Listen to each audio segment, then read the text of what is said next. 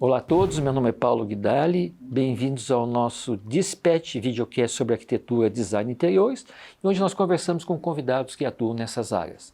O nosso programa é transmitido nas plataformas YouTube, Rumble, Spotify e no site pauloguidali.com.br. Se você é um fornecedor, fabricante do segmento casa, você pode anunciar aqui conosco, onde a sua marca e seus produtos ganham relevância. E se você for anunciante e estiver aqui em Curitiba, você pode assistir o nosso programa ao vivo, no nosso auditório, que está dentro do Estúdio Rosário, e interagir com os nossos convidados. E por falar em convidados, eu estou hoje aqui com o Fabiano Viana, que é arquiteto urbanista, mas que tem uma particularidade na tua vida, não é verdade? Você também é um ilustrador. Isso. Exatamente. Então eu vou começar te fazendo uma colocação aqui, vamos ver se você concorda comigo. Eu estava brincando com você que parece que as primeiras ideias da escritas, elas começam com os traços, com os riscos, que depois a gente vai ver naquelas cavernas lá no interior da França, né? E que ele já começa a se manifestar. Inclusive eles conseguem até fazer expressões, né? Transmitir emoções. É fantástico aquilo, né? Você explica para mim um pouquinho, Fabiano, o que é o croquis? A gente brinca, né? Eu sempre falo com meus alunos que o ilustrador é aquele que não parou de desenhar. Porque todo mundo desenhou, né? Um dia, né? Esses desenhos quando é novo e tal, se comunica através do desenho, né? E algumas pessoas daí com o tempo param de desenhar, quando já começam a escrever, né? E tipo, fica uma coisa, quando eu era pequeno eu desenhava. Exatamente. E o ilustrador não, ele continuou, ele foi ali, manteve, né? Aquela prática do desenho. E eu até acredito que todos os arquitetos adoram desenhar, né? Ah, sim, todos adoram. E porque faz muita parte, né? Faz muito parte do trabalho do arquiteto, eu acho, o desenho. Porque o croquis, né? Você perguntou sobre o croquis. O croquis, ele é um esboço, né?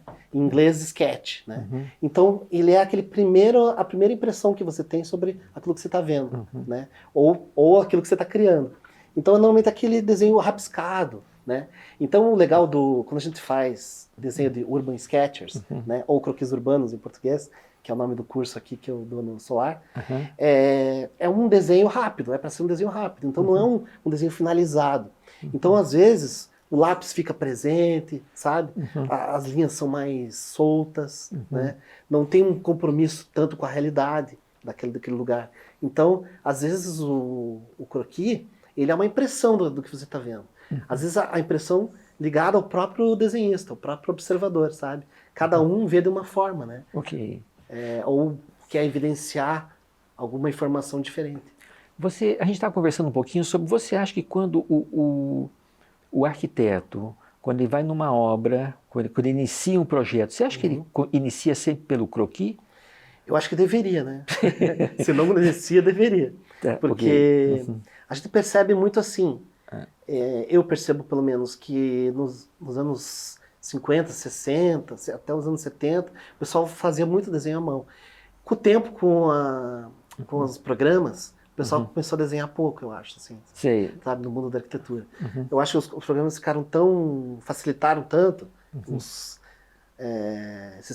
esses SketchUps da vida, né? Que agora o pessoal vai direto para o computador. Mas é uma pena, né? Porque daí a paixão pelo desenho acaba sendo reprimida, não é verdade? E o lado artístico, às vezes até o lado criativo mesmo, sabe?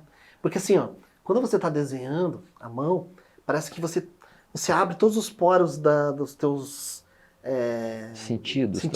Todos os teus sentidos estão abertos naquele momento. Quando você está desenhando um lugar ou quando você está inventando algo, eu acho que eu acho que é um outro processo. Você diferente. consegue captar todo, talvez, o ambiente do entorno, né? Consegue testar coisas, apagar, rabiscar, desenhar de novo.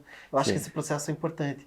E a gente percebe que na Europa, por exemplo, é muito ainda valorizado, sabe? Tanto que tem museus, por exemplo, que as pessoas podem entrar e desenhar, podem levar material de desenho. Os alunos, é comum isso. Eles sentam e ficam desenhando as obras, desenhando os museus, né?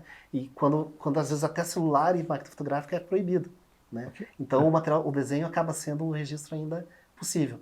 E você vê muitos alunos lá de arquitetura, ou de arte, ou de design, desenhando nos lugares, nos sítios, né? Nas ruas, né? Então é uma coisa muito forte. E tanto que um dos objetos fetiche dos Urban Sketchers é o sketchbook, né? O sketchbook ele é o caderninho de desenho, né? Com folha grossa, que você pode carregar em tudo que é lugar. Sim. E você saca aquele sketchbook, né? E registra como uma espécie de diário gráfico, assim, né? Sei, perfeito. É. Fabiano, o croquis, ele tem alguma norma, alguma informação que tem que ser respeitado, ou ele é livre mesmo? Eu acho que ele é bem livre, eu acho que essa que é a diversão do croquis, né? O legal é quando você começa a perceber o estilo do sketcher, né? Do croquis, né? Porque assim, ele é muito mais a linguagem, é muito mais a expressão do próprio sketcher ali, do croquiseiro, né, em português, do que necessariamente um compromisso com a verdade, com a realidade, sabe? Eu acho que a partir do momento que aquela arte começa a ficar bem realista, mais trabalhada, ela daí vira outra coisa, daí já não é mais um croquis. Sim. Daí já parte já para uma obra de arte, para uma aquarela. Eu já vou chegar lá, só que antes eu quero te fazer uma pergunta. Por que às vezes, através de um risco, de um traço, de um croquis, eu consigo identificar o autor? Por que eu sei que aquele risco, aqueles 2, 3 rabiscos é do Niemeyer? Por que você acha que eu conheço o trabalho do Lúcio Costa, aqui de Curitiba, o Abraão Assad, o Fernando Pop? Como é que eles conseguem, através de poucos traços, serem reconhecidos? Pô, excelente esse que você citou. Eu acho que assim, é a impressão digital, né, do sketcher, do croquiseiro. Eu acho que com o tempo, com muita prática, você acaba desenvolvendo um estilo. Eu acho que esse estilo não vem com o tempo. Eu acho que com o fazer. É que nem um pianista, assim, que precisa tocar todo dia. Eu acho que o desenhista também tem que desenhar todo dia. E ele só vai aprender com a mão. Eu acho que é um conhecimento que vem com a mão, né? A mente e a mão, né? Porque eu acho que você vai, de tanto fazer, você acaba você vai criando uma maneira de fazer que acaba sendo reconhecível, né? Então você reconhece um estilo. Por exemplo, o Poti, né? Poti Lazarotto. Você está entrando agora na arte, é isso? Mas eu considero também o Poti não, mas nosso sketcher. Eu acho que esse teu exemplo vai ser bem bom. Fala dele. Isso, o Poti. Porque eu acho que o Poti está ali no limiar, né? Da arte e do croquis, e do desenhista urbano. Porque ele desenhava também a cidade, né? Os personagens da nossa história e tal. E você percebe, assim, você pega os desenhos dele antigo, você ainda não consegue reconhecer bem. E chega um certo momento ali, não sei, uns 50, 60, que você pega, aqui parece que o Poti virou ele, né? Ele descobriu aquele traço fininho, que deforma as proporções, aquelas achuras bem características dele. E daí você pega 2 traços dele e pega o Poti, né? Assim como o Pop, o Abraão Assad. Olha, mas o que você está falando é tão real que eu vou te contar uma coisa. Todas as pessoas que são as minhas convidadas para conversar aqui, para chegar no estúdio, elas têm que passar na galeria. E todas, Fabiano, sem exceção, dizem, olha, eles nem chegaram perto. Olha, é um Poti. Olha como é forte o traço dele, forte, né? Você reconhece também porque ele está nos lugares da cidade, né? Nos murais. Também. Você passa ali na História de Castro, você, tá aquele mural gigantesco, né? É verdade. Então você cresce, né? Acostumado a ver esse traço, né? Então acaba reconhecendo.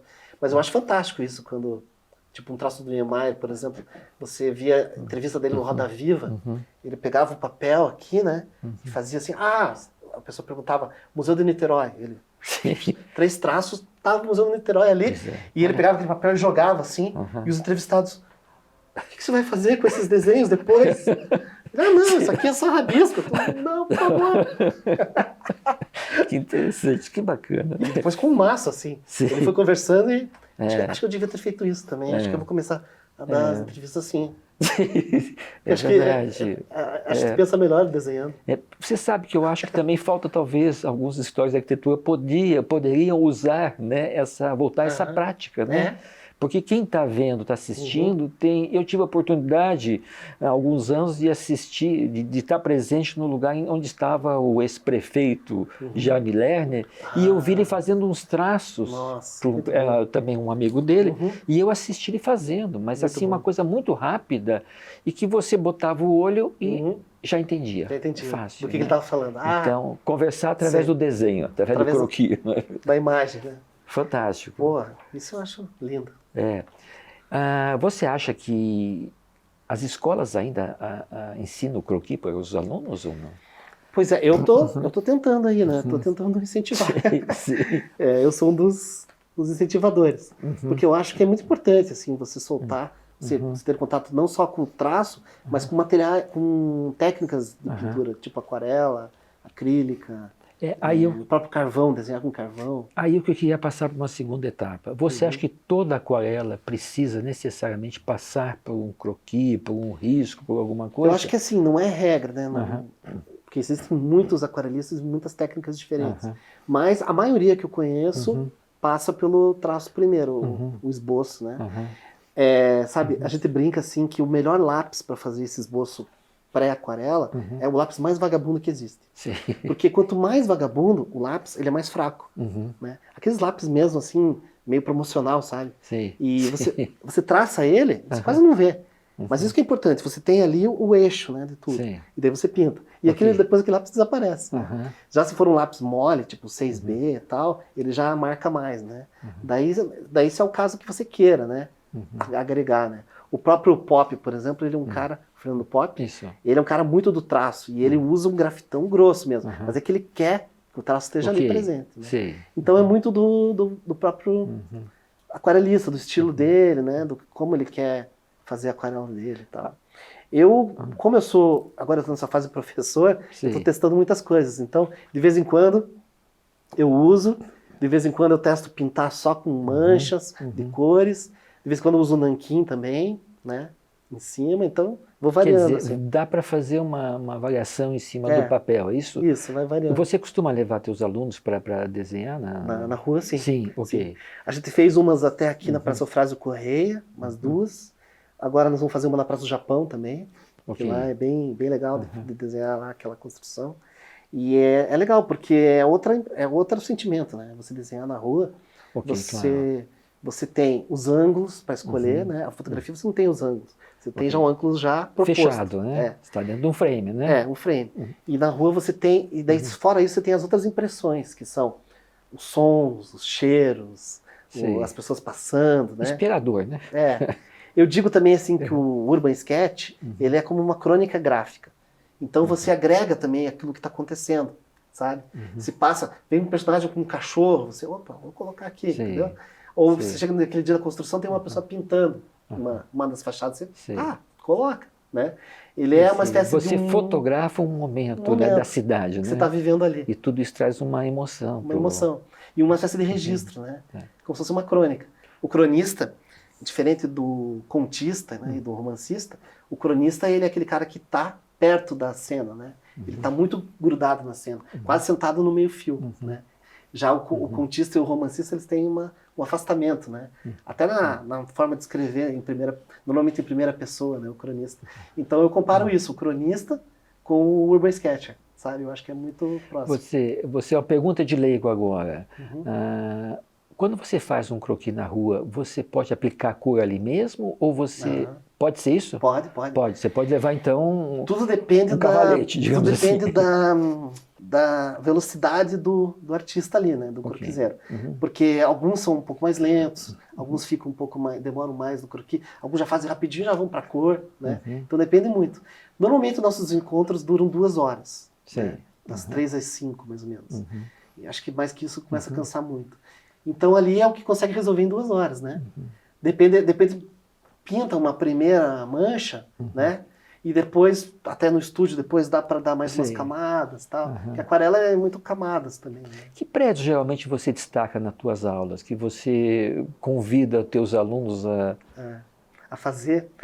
Eu gosto dos lugares icônicos, assim, né? Tipo a Catedral, o Belvedere, né? Aquele onde é hoje a Academia Paranense de Letras, o próprio Paço da Liberdade, que eu acho bem rico para desenhar, assim, muitos detalhes. Mas também eu adoro construções simples, por exemplo, casinhas de madeira. Casinhas de madeira que estão sumindo, né? Cada vez Infelizmente. Mais. Infelizmente.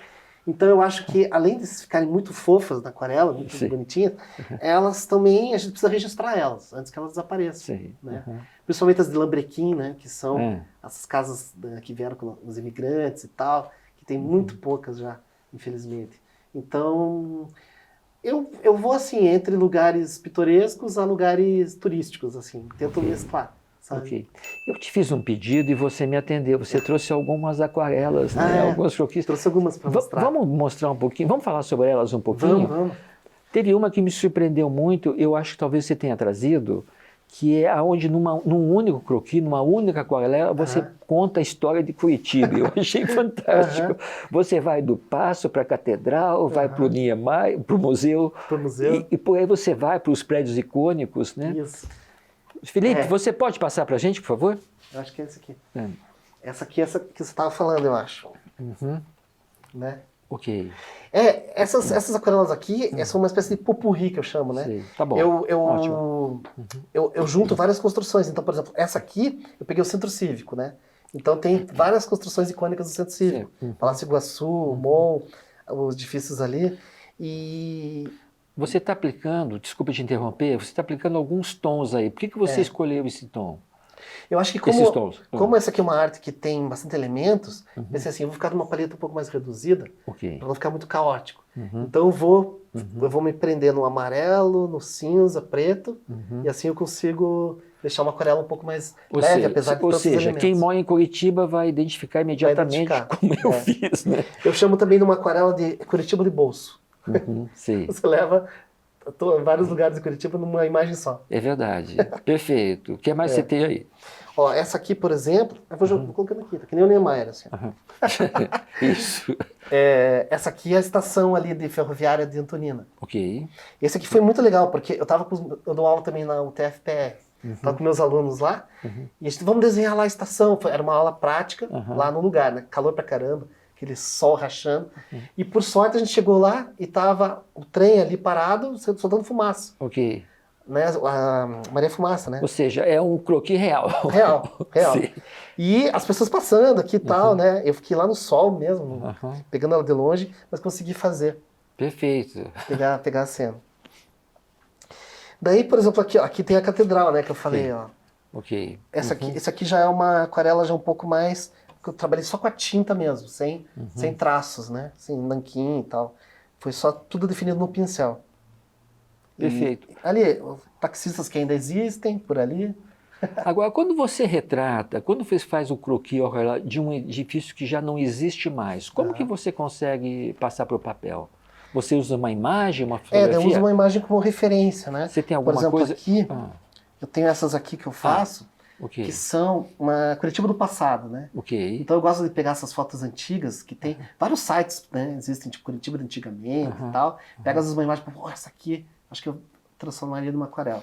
E daí eu até procuro usar... Mas isso é uma Curitiba de 1890, uma coisa assim, né? 1910, eu acho.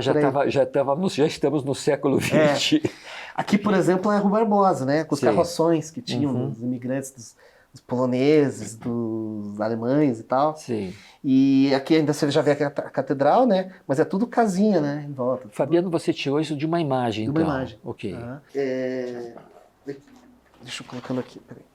Por exemplo, essa aqui, ó. Essa aqui é o Armazém Santana. Ah, que bacana. Aquele lá que tem no Uberaba lá, isso, né? Isso mesmo. Então, daí nessa aquarela eu resolvi não usar traço nenhum.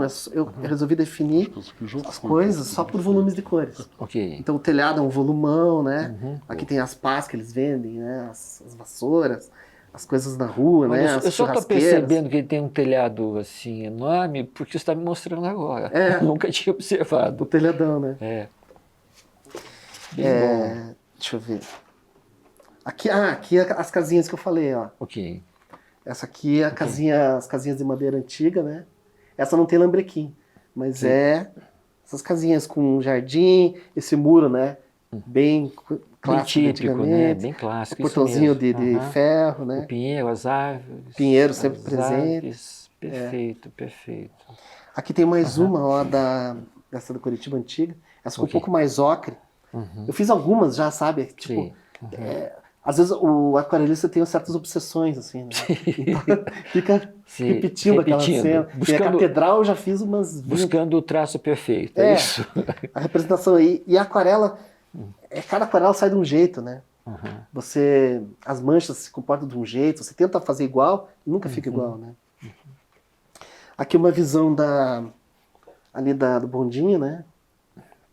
Com aquelas coberturas roxas clássicas, antigamente. Como que você pegou essa imagem? Você estava onde? Essa aqui tem um bar chamado Bar Mignon, que é bem antigão. Isso mesmo. Também no começo 1920, eu acho. Por aí. E daí- Frequentei. Não, é muito bom, inclusive. Eu É, adoro até hoje. perfeito. Eu acho o melhor ali. E daí eu subi daí da janela de cima, Uhum. um dia, e olhei assim, tava essa cena, assim, tipo o neon. Porque daí do lado tem esse neon do cachorro piscando, Sei. que não é do Mar Mion, é do lado, do Mar Isso Triângulo. mesmo. Uhum. Aquele cachorro. Eu falei, nossa, aqui é muito clássico. Esse cachorro com o bondinho.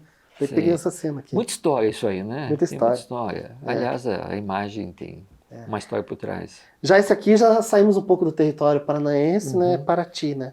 Uhum. Paraty foi uma história engraçada. Eu passei muito tempo vendo, né? As pessoas pintando Paraty, aquarela de Paraty, porque tem muitos encontros aquarelistas lá e tal. E ficou muito na minha mente. Daí, quando eu fui pela primeira vez, não consegui pintar nada. Era tanta referência bonita, e ela, a cidade é tão bonita, Paraty, né? Aquela coisa branca, e com os reflexos na água que o mar invade. Eu travei. Eu tentava pintar e ficava tudo horrível. Não, rasgava. E fiquei estressado. Sabe? Falei, não vou mais pintar Paraty. Daí, só na terceira vez que eu fui que consegui fluir. Sabe? Uhum. As duas primeiras Aí vezes você- foram Sim. assim, traumáticas. Assim. Mas Sabe? tá aí. A minha mulher assim, nossa, você vem pra Paraty, às vezes você curte, você fica irritado. E daí depois que eu consegui representar. Agora eu entendi Sim. como funciona a coisa dos brancos. Mas tal. o artista, o arquiteto, o artista também tem seus momentos de baixa inspiração e de alta inspiração. E às normal. vezes você tem que insistir em algumas coisas, sabe? Eu digo assim, ó, eu tenho uma teoria que eu falo até para meus alunos, que é o da esteira rolante, a esteira da criatividade. É como se cada um de nós, desenhistas, tivesse uma esteira dentro de nós. E assim, essa esteira, ela tem os desenhos assim, ó, é um atrás do outro. E daí os desenhos bons e os ruins, eles estão nessa mesma esteira. Só que daí o ruim tem que sair para daí vir o bom. Sim, gostei dessa analogia, vou usar. Tipo, você tem que libertar os ruins também. Isso, claro. Que nem, eu acho que foram importantes esses que eu errei lá em Paraty. Que eu errei, rasguei. Eles tinham que sair. Pra daí eu conseguir acertar depois. É verdade. Ainda bem, espero. É bom quando você tem uma borracha para apagar aquilo que você não gosta, não é verdade? É verdade. Às vezes a aquarela não dá. Porque a aquarela é uma técnica que você não tem muito como voltar, como você arrumar. Né? É diferente da acrílica, do óleo, que você vai pintando. Você pode ficar um ano pintando uma tela, né? De óleo. Aquarela não, porque a aquarela, ela tem muita... As primeiras manchas são as mais bonitas. E ela tem uma ligação com o vazio, né? Então, por exemplo, assim, se você usa a primeira mancha, ela vai ficar mais colorida, mais intensa, porque o papel, ele absorve o pigmento e reflete, né? A partir do momento que você começa a pintar sobre essas cores, ela vai ficando cada vez mais feia, né? Então, as primeiras pinceladas são as mais bonitas da aquarela. Então, se você já erra de cara, esqueça. Tipo, troca Você e começa de novo. sabe que você está falando uma grande verdade que não tinha me tocado ainda. Muitos artistas, digamos assim, os mais renascentistas daquela época, quando eles fazem essas sobreposições de tinta e depois a obra dele vai para a recuperação, né, os recuperadores, não é? Eles acabam descobrindo atrás daquela primeira, da mais recente, eles acabam descobrindo coisas atrás que são muito mais, exatamente o que você falou, muito mais... outras histórias até, às vezes até Exatamente. outros personagens, né? Exatamente. Nossa, tinha um personagem aqui que ele apagou totalmente, que ele tirou, né? Isso é muito interessante. E já na aquarela você não pode isso. Se você errar, se ela for para um caminho errado, tipo, melhor parar e começar de novo. Eu, antes de falar um pouquinho sobre o teu curso e os teus livros, eu vou te fazer uma colocação aqui e você vai me responder. Legal. Você acha que se eu dissesse que o AutoCAD é o sketch gourmetizado, eu vou ser expulso da comunidade da arquitetura? Pô, muitas pessoas vão te odiar. Se você ser expulso, não sei. Mas que muitos AutoCADers vão te odiar, bom. Porque tem muita gente que adora e vai direto, né, para AutoCAD. Né? É verdade. Mas às vezes não é nem por opção, né? Às vezes é porque só tem aquilo, né? Aquilo na mão. Nunca teve a oportunidade de testar, pintar com a mão, desenhar, fazer um curso e tal. É verdade. Sabe? Às vezes você vai e descobre um outro lado, assim, descobre um outro prazer, outra maneira de... Claro, uma das coisas que te leva muitas vezes a fazer arquitetura é ter o amor à arte, né? As coisas estão muito conectadas. Aí, Por exemplo, eu tenho amigos arquitetos que conseguem vender muito mais o projeto levando uma aquarela junto, sabe? Pois é. O cliente fica... O cliente fala assim, meu Deus, não, eu quero morar nessa casa e quero, inclusive, pendurar essa aquarela na parede. Eu acho muitas vezes, Fabiano, que o arquiteto, na apresentação do projeto, ele deixa de usar alguns recursos que podem ser benéficos, né? Sim, verdade. Naquele momento, né? E às vezes é por falta de ir atrás, de tentar experimentar outras coisas, né? Às vezes demanda um pouco mais de tempo também, mas... Acaba indo no que é mais rápido, né? No que é mais veloz. E a aquarela, inclusive, permite você contar uma história, né? Então nós estamos falando aqui, né? É verdade. Agora me conta, você tem 2 livros que o Felipe vai nos passar. Isso. Agora vamos adentrar no mundo do lodaçal da literatura. Sim. No mundo pantanoso da literatura. Sim. Esses 2. Esse foi o primeiro, né? Que se chama... Mas você tem um nome... Pode falar. Quem costura quando mina costura. E o segundo, A Inesperada Gravidez da Casa do Lambrequim. Isso eu adorei. Faz um resuminho da inesperada gravidez. Isso.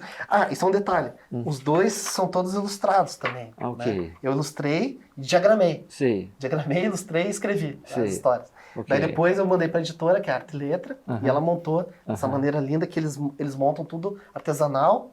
Inclusive eles são numerados. Esse é o número 001. Você é uma edição que tem uma limitada. Isso, como se fosse serigrafias.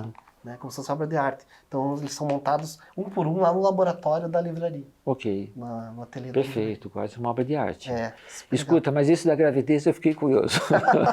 Isso. Esse. Eles são meio continuação, né? Então eu procuro escrever sobre a cidade, né? Escrevo sobre a cidade, histórias de Curitiba. Então eu mesclo histórias de hoje com histórias do passado. Tem personagens que viajam no tempo, que vão para uma Curitiba antiga para ver o dirigível passando em cima da catedral. Sim. E nadar no rio Juvevê quando ainda dava para nadar, e mescla com histórias de hoje em dia, com lendas locais, por exemplo, a do lobisomem alfaiate, Sim. que mora no edifício Tijucas. Que é um edifício lendário, icônico, né? E antigo, com muita história, né? E é um edifício que tem muitos alfaiates, né? Isso mesmo. Então, por isso que tem o lobisomem alfaiate. Que ele é um personagem que se transforma, rasga as roupas e ele mesmo conserta. Sim. Perfeito. Ótimo. E essa história da gravidez da casa é o seguinte, é um dos contos, né? E é uma casa de Lambrequim que, de repente, tem um calombo. Descobre um calombo. A família descobre, mas acho que a casa está grávida.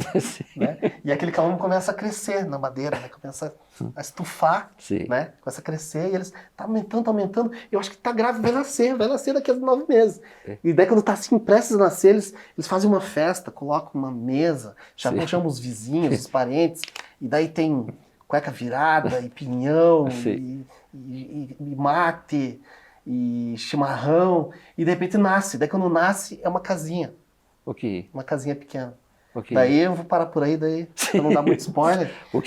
Daí as pessoas vão ler depois o que acontece com a casinha. Né? Não, meu receio é que nascesse um monstrengo desse que a gente vê na cidade hoje em dia. Né? Se fosse uma história de mangá, né? Sim, exatamente. Ia sair um monstro. Não, mas é mais fofa, a minha versão é mais fofa. Perfeito. Agora me fala um pouquinho do teu curso aqui no Solar do Rosário. Então, aqui no Solar, o meu curso chama Croquis Urbanos, né? Então a gente se concentra bem nessa coisa do Urban Sketchers e dos croquis urbanos, desenhando a cidade. Então a gente usa desde momentos com aulas no estúdio, com foto e tal, e também vamos pra rua. Quando dá, né? Quando não tá chovendo, quando o clima ajuda, daí a gente vai pras praças aqui ao redor, Praça do Japão, pretendemos ir também lá no Belvedere, fazer lá o... Que é um lugar bonito, né? Lugar bonito, tem as ruínas também do lado, tal. Perfeito. As ruínas de São Francisco. Então, assim, é bem baseado nessa coisa do sketch mesmo, assim. O que eu tento passar para meus alunos é que é em busca de um estilo próprio, de uma expressão própria.